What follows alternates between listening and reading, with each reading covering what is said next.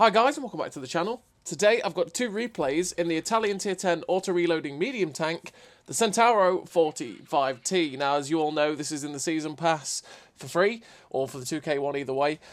It's basically for free.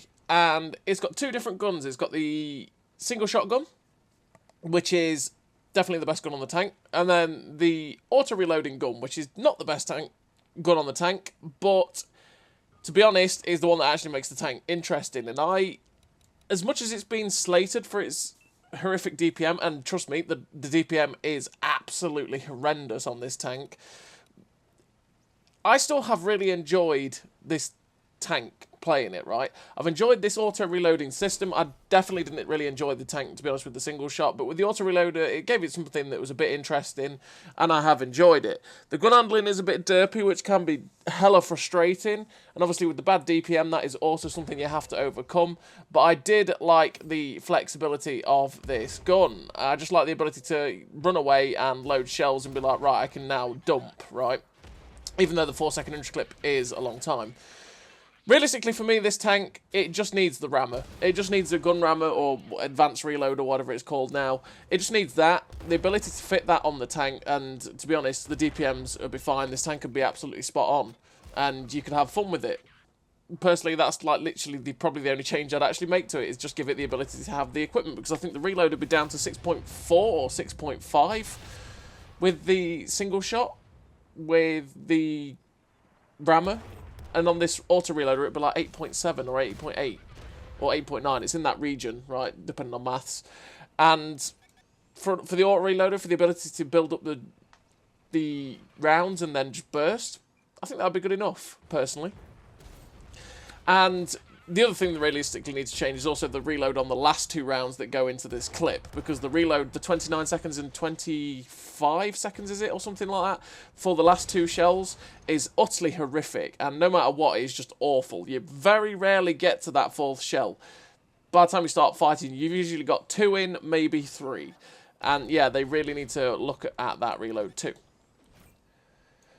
So in terms of crew, on the Centauro, I do run Born Leader, Rapid Reload, 6th Sense, Situational Awareness, Steady Aim, Run and Gun, Camouflage Expertise, Silent Driving, Muffled Shot. All the camo perks, because I do build this tank for camo, because the camo can be absolutely fantastic on this tank. And staying unspotted for as long as possible is very nice when you're trying to build up rounds to get the damage out, essentially. And in terms of equipment, I run Optics to be able to spot for myself, the vert stabs to be able to get the gun as good as possible, because it is derpy, like I say, and camo net to be able to get the camo as good as possible, because again, you can get it really good. You can get it down to like, what, 286 or 283 meters of still concealment, something like that. If you want to know all the exact details, go check it out on the tank review that I did last week. This is like sort of the follow-up video, having played more games in the tank. And yeah, I have enjoyed playing this tank. This first replay is pretty much just showing off Serene Coast. That's the reason I've picked it, because it's a pretty nice game, but it's on Serene Coast, and we've just got Serene Coast back. It's back, baby, and I've enjoyed playing on it again. I do think it's a nice map to play, and if you're in fast mediums and tanks that can play hull down pretty well, you do want to go to that C1 position that you've just seen us fighting on. It's a very, very strong position to take, and you can sort of flank around and get to the enemy bases through that position quite easily and get hull down, spot, get good assistance. And as you're seeing so far, up to 3.2k damage with 4.1k assist. Waiting for the rounds to go in and try and... But this is where... That's kind of like where I like the auto-reloader, right? Because that AVRE, I just wasn't poking the AVRE. Because it was like, well, you're going to have to fire Sonny Boy Jim Bob before I go anywhere near you. Because he could just delete me if he catches it, right? And he managed to fire him. In that time, waiting for him to fire and baiting it, I managed to get 3 shells in, and therefore we managed to get the couple of shells in, which was nice. He sat there for way too long, managing to bounce all the shots from my team. And then we came across this E4, who we were fortunate enough that he bounced on us, but we unfortunately bounced on his side too. But it's what it is. We finished the game with a great total for the Centauro. We finished with the epic victory, 4.8k damage, 4.7k assist. It's what, like 9 and a bit k combined, probably, or nearly 9k combined. Maths is hard. Yeah, 9 and a bit k combined. Really nice game. 1602 base XP for the Centauro. Yeah, pretty nice game. It showed off the tank strengths, realistically, where you build up the rounds and then just get dumping and stuff. You did see the weakness in the 10-second reload when you go into that single fire mode. But you also saw Serene Coast, which is back, which is the main reason I wanted to show that replay, to be perfectly honest, because it was sort of showed that new map being back. This second replay is one that is a very good game, but for some reason I have no idea what happened to the recording. And that is that the recording, randomly, if I watch it on anything that's not Premiere Pro, skips all over the place, goes slow motion in some places and accelerates in others. And there is no sound. Or should I say there is sound, but it's like... That's the sound, pretty much, of this replay. Really irritating, because this is one of those games that you go, oh, that was good fun, right? And you love every second of it thinking, yes, this is great, and, you know, we've got a great replay to show you guys. And then I get to watching that replay, and I'm like, what? Why? My recording? You know, pretty much. But, thankfully, it works in Premiere Pro, so that's the main thing. We can watch it and you can see what happens. There's just no sound, so don't adjust your audio sets. It is the replay. So we're on steps, and on steps you can see there's me and an E50, and we've spotted two of their tanks, a VZ55 and another medium tank, and I'm thinking, nah, I'm not liking this situation whatsoever. There's literally just us two, and the likelihood is there's going to be more. We get a nice shot into the Projector 65 on the move, and we're just running away. This is one of those things, right? And the E50 should have also run away. The likelihood is more of their tanks are going to get spotted there. We don't want to get stuck in a situation where we're just stuck there, and then most of their team are starting to appear.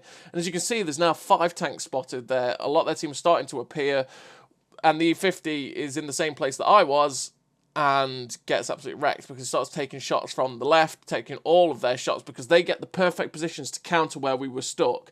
And that is, you see where the VZ55 is, he was hull down.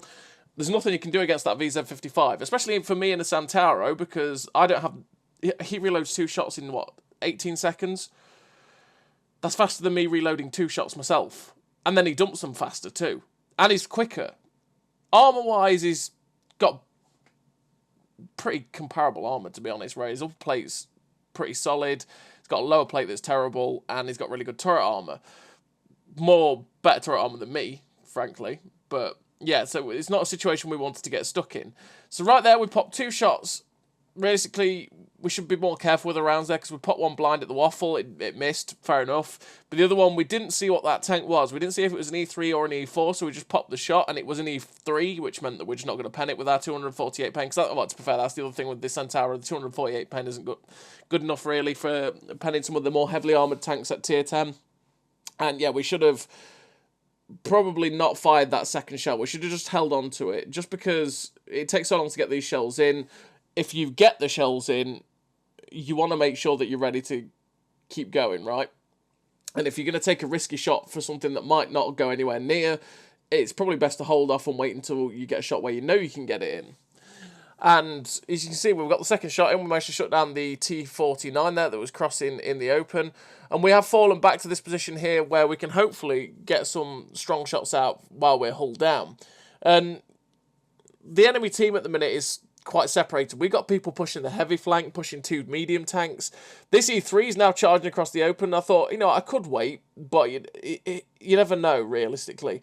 We get one into the side of the E3, then we try and get one into the Progetto, because the Progetto surprises me there with where he was. And I thought, oh, maybe I can get one into the Progetto, and then, you know, we can get him down to a one-shot. But unfortunately, we only did track damage, and I decided to run away from that position I was in because it was a little bit exposed from the back, and especially with that E3 pushing across the open, I thought, oh no, that E3 is going to get a shot at my rear. I don't want that. So we basically pushed away from that position. We managed to get 2 shots into the 7.52, and again, we're just waiting for the reload to go in to see if we can get any more shots. We're going to poke to see if we can see this T95 E6 that's over here, but he's currently, well, he's dead now, so we don't have to worry about him. That 7.52's got into that position over there. At the minute, it's not looking great, because there's now 3 medium tanks pushing our TD and heavy tank over there. But fortunately enough, we spot the E3, who's in a really unsafe position for himself, and we managed to get both of our rounds that we've managed to build up into him. Again, it's kind of where I like the Autoreloader look, where there was a break in play. instead of just having that one shot to get into the E3 there, we managed to get 2 shots in. Again, it's just that build-up of damage, that build-up of the ability to shoot more things, right? It's just what I like.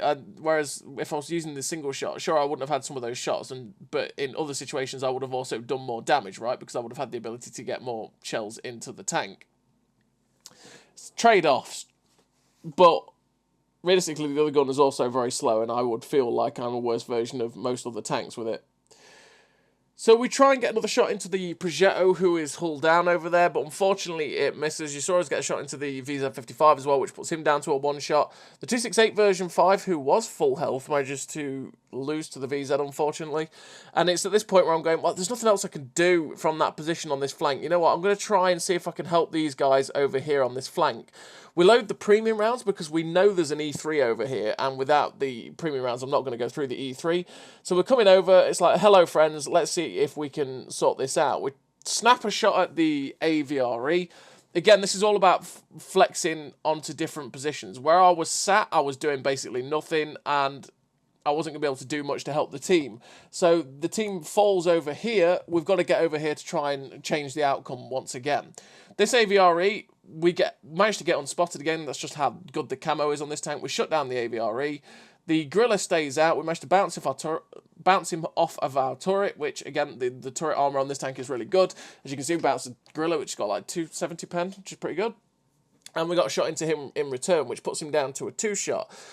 But once again, the people behind us have now died. And it's like, oh no, okay, that's not good for me. So we're going to go and go back to this position over here. This is one of those games where we've got to keep going backwards and forwards. And we've come back to this position over here now. I'm building up rounds at the minute, because I could push around to see if I could try and spot the waffle or anything else. But you know what, I'm just going to take this position that's a bit stronger for me, where I can stay hull down, build up the shells in my clip, and if they push quite aggressively, I'll be able to counter them and try and get some shots in. The Progetto 65 gets spotted there on my right, which is kind of awkward, but is what it is. And again, like I said, we're just trying to poke to see if we know there's a waffle over here somewhere. And I was thinking, right, you know what, I'm going to get rid of the VZ55. But the VZ55 gets shut down by the M60, good enough. The Progetto then drives out. I don't even think he realised I was there. And we shut down the Progetto. The TD, which is the waffle, now gets spotted crossing across J5. But I can't worry about him, because all of a sudden there is no one protecting my behind again. And we have to know what these two TDs are doing. So we spot the E3, who is a one-shot for us. And I'm thinking, you know what, before I try and take a chance of getting a shot, I'm just going to build up another shot. And if I decide to go round and shoot the E3, at least I can build up that, have a burst to have some attempts at going his lower plate, or get shots into the Gorilla. But they don't show any signs of coming after us, and this Waffle E100 has actually come behind us into a position where he could get shots into our rear. So I'm just going to pull out to discourage him, essentially. And we've managed to get 3 shots into him, which is nice. Again, we had that break in play where we couldn't really do much, and we managed to build up the shells, and just like that, we've deleted a lot of the Waffle's health, which takes a lot of his strength away from him. Now the Gorilla's come up behind us, and it's like, thank God I turned around when I did. I'm just trying to angle for a shot at him, but I can't quite get the gun over this Jagdpanzer. He misses, which is good enough. We're just going to see where the E3 is, because I was expecting the E3, to be perfectly honest, to have moved up by now, but he's still sat in the same place, which is giving me the onus to be able to protect myself, essentially. And I'm just, at this point, realistically, I'm poking to trying to keep that E3 spotted, trying to make him hesitate. But now the Gorilla is poking round. He's trying to clearly bait me to shoot. I get spotted, and I'm thinking that was the E3, but it's not. It's actually the Waffle that pulls out. I sort of turn to face the Waffle because I can get shots at him. We, fortunately enough, don't get penned by the Gorilla, who is firing heat.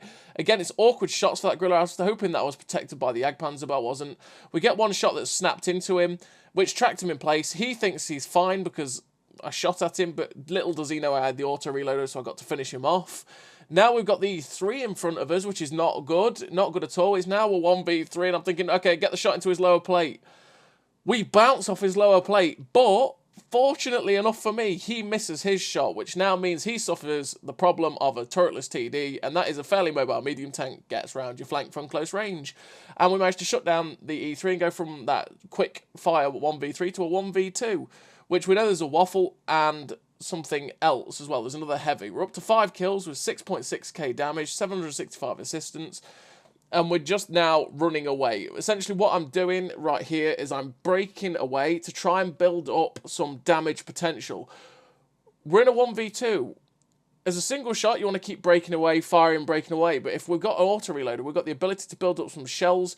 We're going to wait to get the shells in so that we can become more deadly. We spot the 7.52 crossing. We get one shot into his lower plate. We ricochet the waffle. I thought I would have spotted the waffle, to be honest, if he poked out, because he's got terrible, terrible camo.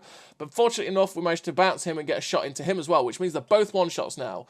And I'm expecting at this point in time the 7.52 to be a bit more coy and clever and see if he's coming round this way, but he actually just charges straight round, so we get the shot in to shut down the 7.52. I did not expect him to just charge around the corner. I thought he'd actually play a bit cleverer, try and spot me, try and get his waffle friend to shoot me, but like I say, fortunately enough, he drove around that side and we shut him down. We're just going to see if we can spot this waffle with boost, have everything with food, to see if we can get more reloading, number one, but also better view range, etc., to see if we can break down the camo of the waffle. But we don't spot that waffle. And again, this is where I'm going to kind of like the auto-reloader, because now it's me versus this waffle. Sure, he has an auto-loader himself, but we can build up the shells, and that means that if it comes to a snapshot war, naturally his gun's fantastic, so he's going to snapshot me, but if I get the drop on him and get the element of surprise, I'm going to have 2, maybe 3 attempts to be able to get the shot in to finish him off. And I can also take those more chancy shots here as well. Because you can see that's a pixel shot on that waffle there. We go for it, but I know I'm safe in the knowledge that I've still got rounds left. So I missed the pixel shot, and it's like, right, okay, we've got to break the distance on that guy, because he's sort of running away from me. I want to make sure that I can get into position to get a shot in. So I've made it look like I'm coming round on the right in case he's aiming this way. But then we're going to break left and try and get through the other way to see if we can catch him out. We end up driving around the corner, spotting him, snapshot, thank you very much. We managed to get the shot in to shut down that Waffle E100. And we finished the game with the victory. 7 kills, nearly 8k damage, 765 assistance, 3.5k blocks, because the armour in the tank is actually pretty decent. Ace Tanker, Devastator, Top Gun, High Caliber, 1974 base XP. A really nice game in the Centauro CC 45T. It's a tank that is not bad, but again, it's not that good. It's just interesting. I really enjoy playing it, although I acknowledge that it's statistically not that great. It's what it is. So as always, everybody, thank you very much for watching. I'll see you next time.